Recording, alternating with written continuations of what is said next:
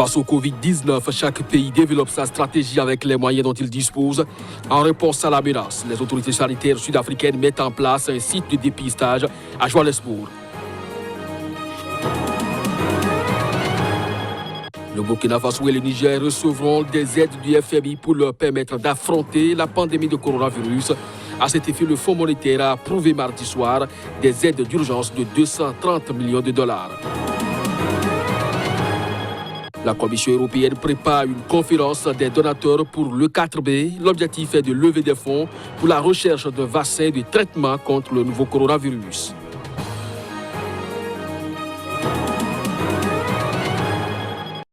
C'est là les grands titres à développer au cours de ce journal. Bonjour à chacun, bonjour à tous et bienvenue sur SICA. Le Burkina Faso et le Niger recevront des aides du Fonds monétaire international pour leur permettre d'affronter la pandémie de coronavirus. À cet effet, le Fonds monétaire international a approuvé mardi soir des aides d'urgence de 230 millions de dollars. Reportage.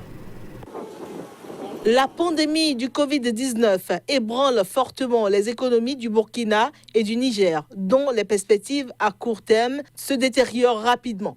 Le Fonds monétaire international décide donc de leur venir en aide. Il débloquera 115 300 000 $ pour le Burkina et 114 49 000 $ pour le Niger au titre de la facilité de crédit rapide. Les deux pays bénéficieront aussi d'un allègement du service de leur dette envers l'UFMI. Outre la pandémie de Covid-19, le Burkina Faso et le Niger doivent lutter depuis plusieurs années contre des groupes djihadistes qui multiplient les attaques, ce qui impacte fortement leurs ressources budgétaires. Lundi déjà, le FMI avait annoncé une aide d'urgence d'1 milliard de dollars en faveur du Ghana et une autre de 442 millions de dollars pour le Sénégal. Le Fonds monétaire international, qui a publié mardi ses premières prévisions de croissance mondiale depuis le début de la pandémie, estime que l'Afrique subsaharienne connaîtra cette année sa première récession depuis un quart de siècle, même si elle reste relativement épargnée pour l'instant par le virus. En outre, le G7 s'est dit favorable mardi à la suspension du service de la dette des pays pauvres. Et face au Covid-19, chaque pays développe sa stratégie avec les moyens dont il dispose. En Afrique du Sud, les autorités sanitaires mettent en place un site de dépistage dans le quartier informel de Deslope à Johannesburg. L'objectif ici est de contracter le plus grand nombre de personnes tout en évitant que les cliniques ne soient surchargées. L'Afrique du Sud est le pays d'Afrique subsaharienne qui enregistre le plus grand nombre de cas d'infection du coronavirus, avec plus de 2400 cas. Mais ici, il est aussi question d'autres maladies comme le VIH. Pour donc avoir une meilleure maîtrise de la situation, les autorités sanitaires sud-africaines mettent en place un site de dépistage dans un quartier informel de Johannesburg, la capitale.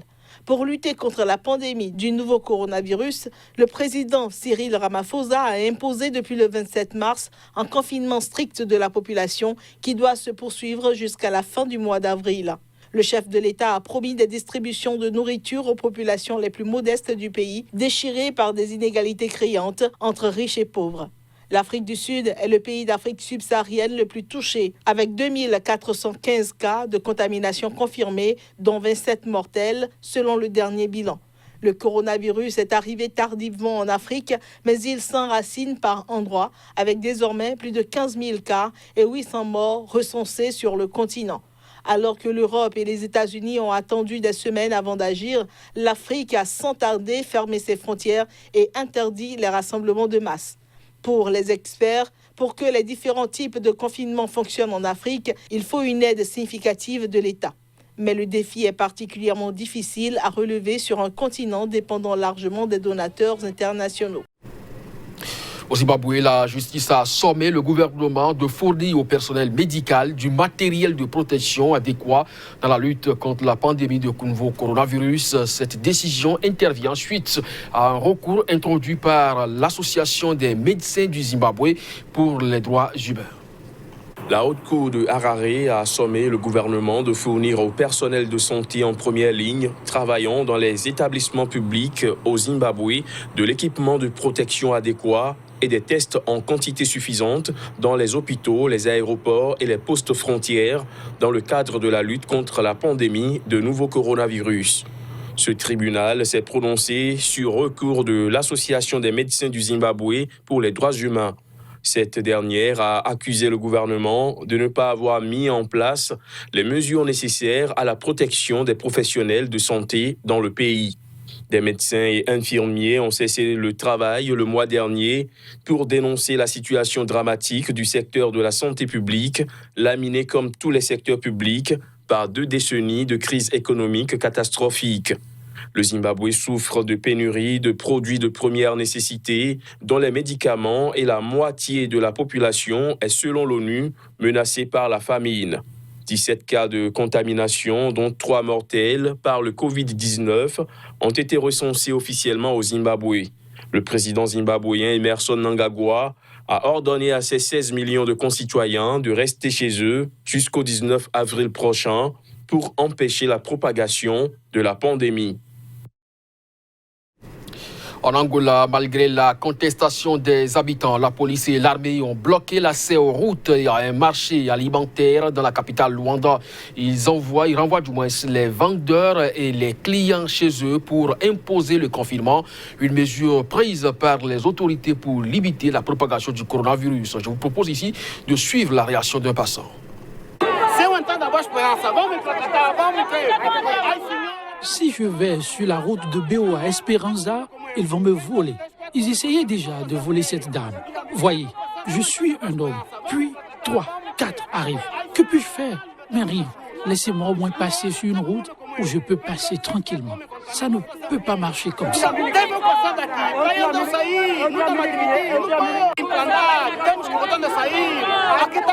Laissez-nous passer, parce qu'ici, on nous vole. Ils nous volent. Ils tripotent les filles pour les voler. Ça ne peut pas marcher comme ça. Nous sommes venus ici pour avoir quelque chose pour soutenir nos familles. Laissez-nous passer, s'il vous plaît.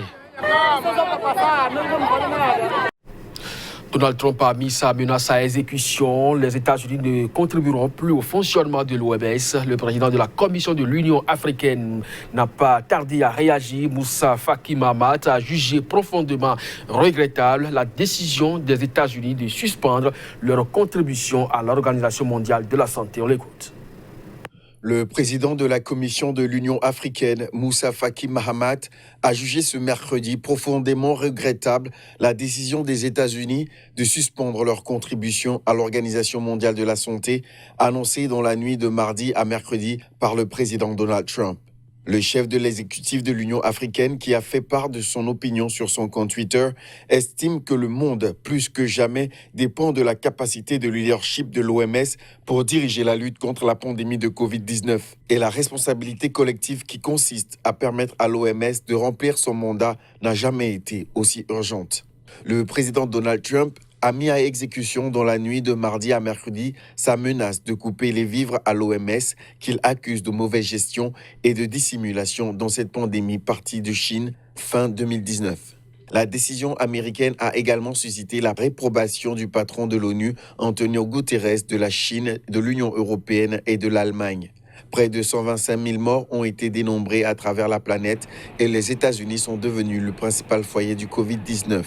Le pays a recensé plus de 2200 morts supplémentaires en 24 heures, le plus lourd bilan journalier dans un pays. La Commission européenne prépare une conférence des donateurs pour le 4 mai prochain. L'objectif est de lever des fonds pour la recherche d'un vaccin et de traitement contre le nouveau coronavirus. Un vaccin, c'est la meilleure chance collective de vaincre le virus Covid-19. La présidente de la Commission européenne, Ursula von der Leyen, en est convaincue. Pour mieux en parler, la conférence qui va se tenir le 4 mai prochain en ligne permettra d'aborder la question des déficits de financement immédiat et de trouver des solutions innovantes et équitables.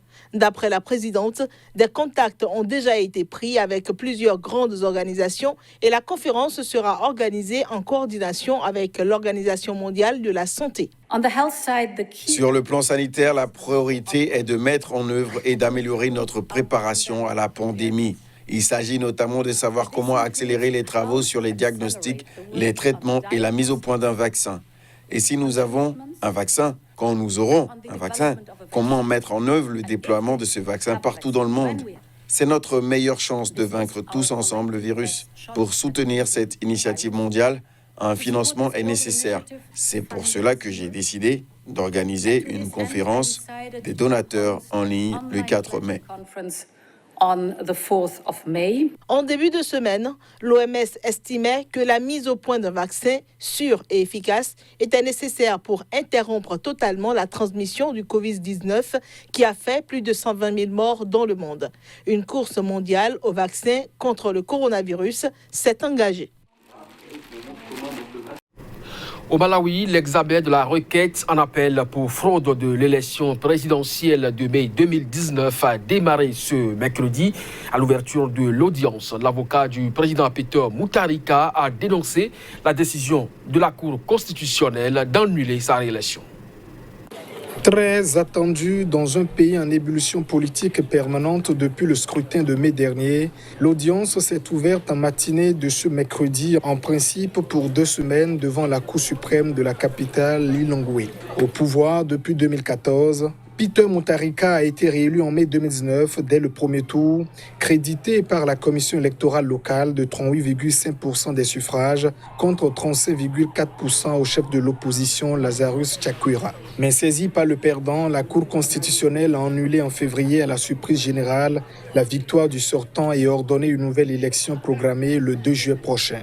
Dès le début de l'audience, mercredi, l'avocat du chef de l'État a étrillé l'arrêt de la plus haute instance judiciaire du pays. Il n'y a aucune preuve que des voix obtenues par un candidat aient été attribuées à un autre, a plaidé le Conseil du président devant les juges. Dans son arrêt historique, la Cour constitutionnelle avait relevé une série d'irrégularités généralisées systématiques et graves pendant le scrutin, dont un nombre anormalement élevé de procès-verbaux barbouillés, de blancs à corriger. Il y a eu simplement des infractions à la loi électorale, a estimé l'avocat de Mutharika, en jugeant abusif le thème d'irrégularité retenu par la Cour. Le chef de l'État avait vivement dénoncé la décision de la Cour, qualifiée de grave erreur judiciaire et d'attaque portée contre les fondements de la démocratie. Son avocat devrait aussi adopter la même ligne de défense au cours du procès.